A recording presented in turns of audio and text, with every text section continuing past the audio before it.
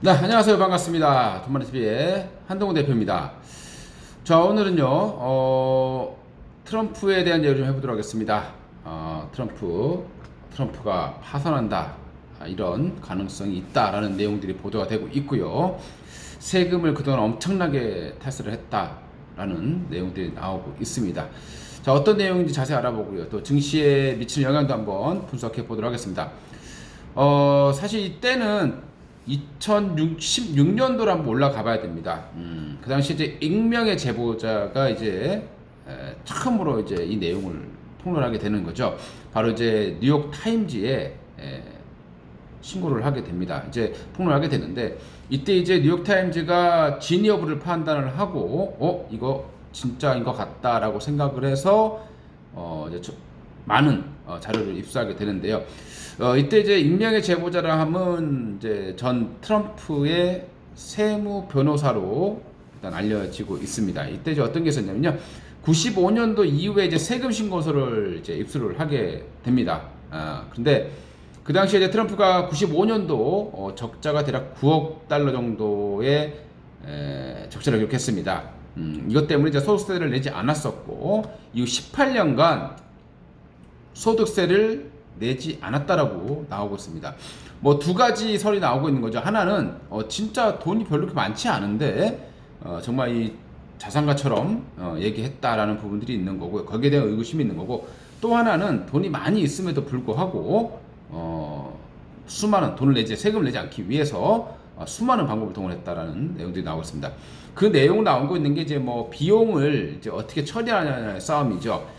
이때 이제 비용으로 처리한 게 이제 뭐 수많은 뭐 자기들이 어떤 비행기 타고 갔던 부분들, 그 다음에 딸이 뭐 미용을 했던 부분들 뭐 1억 정도까지 뭐 비용으로 뭐 처리했다고 나오고 있습니다. 자, 이거 이제 세금을 탈루했다라는 내용이 되는 거고요. 이때 이제 당시에 트럼프가 세금 신고서를 또 공개하겠다라고 응수를 한 적이 있었습니다. 하지만 당선되고 나서 이거를 실행하지 않았다라는 부분들 좀 봐야 될 것 같고요. 자, 그리고 이제 그 당시에 이제 뉴욕 타임즈가 문서를 냈는데 이때 트럼프는 여기에 어떠한 논평도 하지 않았습니다.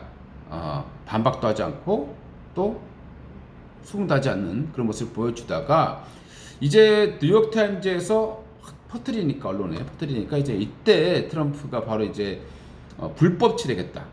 자신의 어떤 세금 신고를 불법으로 취득했다라고 얘기를 했습니다. 지금 미국에서는 이제 당사자가 없는 세금 신고 공개는 불법이다라고 나와 있는 걸로 보시면 될 것 같고요. 이제 뉴욕 타임즈가 이것 때문에 최근에 이제 트럼프의 파산 가능성을 언급을 하고 나선 겁니다. 소득세의 상당수를 이제 미납했다라고 나오고 있는 거고요. 뉴욕 타임즈 같은 경우는 이제 트럼프의 20년치 납세 관련 자료를 입수를 했고 또 이것을 분석한 것으로 나오고 있고요. 대통령 직전 15년 가운데 10년 동안 소득세를 한 푼도 안 낸 걸로 나오고 있고요. 대통령에 취임하고 나서 17년도 이때 이제 750만 달러를 750달러입니다. 만 달러가 아니라 우리나라 돈은 이제 88만 원 정도가 되겠죠. 이걸 이제 낸 것으로 나오고 있습니다. 자, 그 이후에 또 뉴욕타임즈의 보도에 따르면요, 이 채무, 트럼프의 20년도의 그 자산 규모를 보게 되면 대략 한 25억 달러로 추산되고 있다라고 미국 경제지 포브스가 얘기를 하고 있습니다. 25억 달러면 대략 우리나라 돈으로 한 2조 8천억 정도 될 텐데 여기에 이제 자산이라고 하면 자본과 부채가 포함되는 거잖아요. 그래서 실제 채무가 많이 있다라는 겁니다. 트럼프가. 그리고 최근에 이제 호텔 장사도 그렇고 잘 안 되다 보니까 적자에 많이 시달리는 것은 뭐 맞지 않느냐라고 생각이 드는데 그렇다 하더라도 이전에 게 문제가 되는 겁니다. 비용 처리를 뭐 쓸데없는 것까지 다 했다라는 부분들. 그리고 이제 보도에 따르면 이제 트럼프가 자기가 채무가 많으니까 빚이 많다는 생각이 되겠죠. 채무가 많으니까 오히려 3,000달러, 7,300달러를 또 환급을 받은 얘기들이 나오고 있습니다. 트럼프는 또 18년도에 자신이 이제 최소 4억 달러를 또 벌었다고 공개를 한 바가 있었습니다. 하지만 당국에 신고할 때는 오히려 4,700만 달러를 손해봤다고 신고를 하게 된 거죠. 그래서 이런 내용에 대해서 뉴욕타임즈가 보도를 하고 나서게 되겠습니다. 최근에 또 이제 트럼프 같은 경우는 이제 미국보다는 또 오히려 외국에다가 더 많은 세금을 내고 있다라고 또 얘기를 하고 있는 거죠. 만약에 이런 이제 위법한 상황이 이제 적발될 경우에 지금 어느 정도까지 왔느냐면요. 미국의 그 맨하탄 지방경찰청이라고 있는데요. 여기에서 트럼프 측에 납세 자료를 또 요구를 하고 있는 그런 상황이고, 그리고 그 사업체들의 세금 누락 혐의까지도 지금 조사를 하고 있는 그런 상황이라고 보시면 될 것 같습니다. 그리고 남부 지방법원 같은 경우도 트럼프에게 납세 자료를 요청하고 있다라는 내용이 나오고 있습니다. 자, 그런데 당연히 이제 뭐 트럼프는 최강의 마녀 사냥이다라고 지금 반박하고 있는 상황이 되겠죠. 보니까요, 이 트럼프의 전담 변호사 이 앨런 가튼이라는 사람이 인터뷰에서 뉴욕타임즈에 얘기했던 부분들은 대부분 또 사실이 아니다라고 얘기를 했고요. 세금하고 주정부뿐만 아니라 국가에 세금도 내고 있다라고 얘기를 했습니다. 근데 또 뉴욕타임즈가 또 반박을 하기 시작하는 거죠. 또 뉴욕타임즈는 여기에 대해서 트럼프가 낸 것은 사회보장하고 의료보험을 포함한 다른 연방 세금들도 다 합친 거다라고 얘기를 하는 거죠. 말 그대로 소득세가 아니라 다른 거에 대한 것까지 합쳐서 얘기하는 거다라고 또 얘기를 하고 있다라고 보시면 되겠습니다.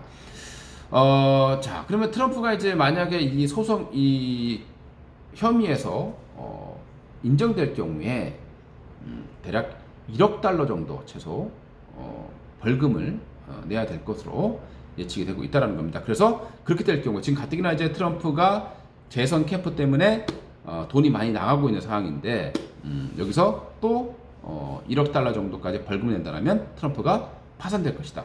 특히 트럼프는 4년 안에 돌아오는 개인 채무가 있습니다. 그 채무가 한 3억 달러 정도로 알려주고 있다는 거죠. 그래서 이런 것들이 이제 과시화됐을 경우에 트럼프가 재선에서 실패를 하게 되고 여기서 또 이제 이 혐의까지 인정됐을 경우에 파산할 가능성이 높다라고 뉴욕 타임즈가 얘기를 하고 있는 겁니다. 자, 이런 상황에서 또 얼마 전에 트럼프는 또 한 번 큰 공격을 받은 적이 있었죠. CNN이 보도하기로 트럼프가 한 4억 달러 정도를 이제 상속을 받은 것으로 나오고 있습니다. 이때 이제 큰형과도 이제 뭐 여러 가지 불화설이 좀 있었던 걸로 보시면 될 것 같고요. 그렇기 때문에 큰형의 딸, 즉 친조카가 되겠죠. 이 친조카 메리 트럼프라는 여성이 있는데 이 성이 책을 통해서 트럼프가 상속세를 탄로했다, 이런 것들도 폭로하고 있는 그런 상황이 되겠습니다. 자, 트럼프는 어쨌든 지금 굉장히 어려운 상황으로 다시 가고 있는 거죠.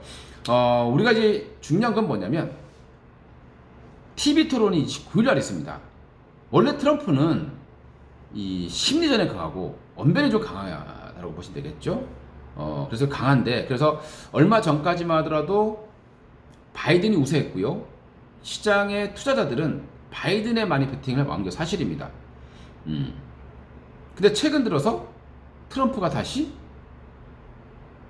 격차를 줄이고 있는 그런 상황으로 보도가 됐었죠. 자, 그래서 29일 날이 상당히 중요해지는 상황이 됐습니다.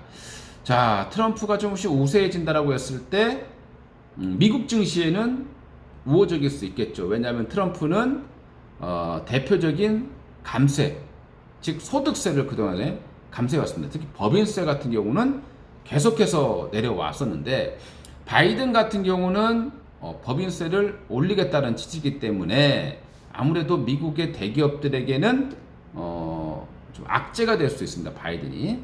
근데 트럼프가 오히려 호재될 수 있는 부분들인데 우리나라 입장에서 봤을 때는 사실 뭐 누가 더 좋으냐 나쁘냐 판단하기 좀 어려울 것 같습니다. 아무래도 트럼프보다는 그래도 조금이라도 국제 경찰로서의 어떤 역할을 하고자 하는 바이든이 조금 더 낫지 않겠느냐라는 생각을 해볼 수 있을 것 같습니다. 자, 이제 TV 토론이 이제 진행될 텐데요. 만약에 TV 토론 이후에 트럼프가 이 악재를 딛고, 이런 엄청난 악재를 딛고, 야, 이거 이긴다. 또는 격차를 더 좁힌다. 야, 이거 진짜 대단한 사람이에요. 자, 이런 엄청난 악재를 이겨낸다는 것은 어찌됐건 29일날 이제 토론이 시작이 되는데요. 만약에 이 이후에 트럼프가 많이 따라온다라고 했을 때는 뭐 아무래도 화학 같은 경우 좀 수혜가 될 걸로 보시면 될 것 같고요. 바이든이 여전히 우세하게 간다. 오히려 이 악재를 이용을 해서 바이든이 더 지지율을 높이면서 간다라고 했을 때는 증시 전반적으로는 악재가 될 수 있어요. 미국 증시에 대해서는. 하지만 섹터별로는 다르게 되는 거죠. 그래서 만약에 바이든이 다시 우세해진다라고 하면 여전히 친환경 관련 종목들, 그리고 제약바이오, 이 오바마 헬스케어가 되겠죠. 이 부분들이 수혜를 볼 가능성이 높습니다. 즉 주가 상승이 이어질 가능성이 높다라고 판단하셔야 될 것 같고요. 이 불확실성이 제거되고 났을 때는 또 미국의 5G 관련 종목들 올라와 줄 가능성이 높을 걸로 판단이 됩니다.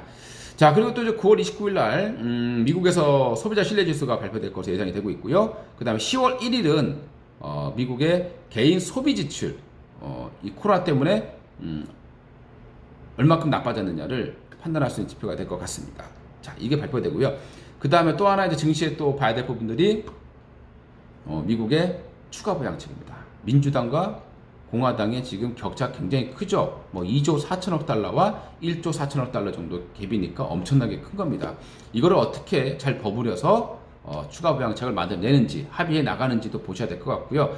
그 다음에 이제 또 하나 10월 달에 트럼프가 얘기했듯이 백신을 배포를 할 것이냐. 자, 이 부분도 증시에 좀 영향을 미칠 것으로 판단이 됩니다. 자, 어찌됐건 연휴 전에 시장은 그래도 반등을 해주면서 마감을 했습니다. 제가 얼마 전에 얘기했듯이 과거부터 보시게 되면 명절 전에 시장이 빠지다가 명절 하루 이틀 전에 빠르게 반등한다라는 것을 말씀을 드린 적이 있었거든요. 자, 이제 명절 이틀 남았는데 국내 지수는 일단 오늘 좀 반등을 해주는데 성공을 했습니다.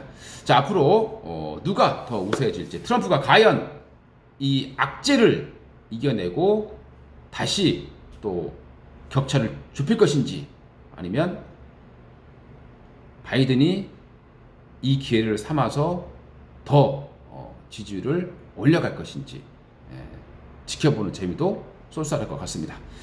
이상 돈만의 TV의 한동훈 대표였고요. 좋아요, 구독 한 번씩 눌러주시기 바라겠습니다. 감사합니다.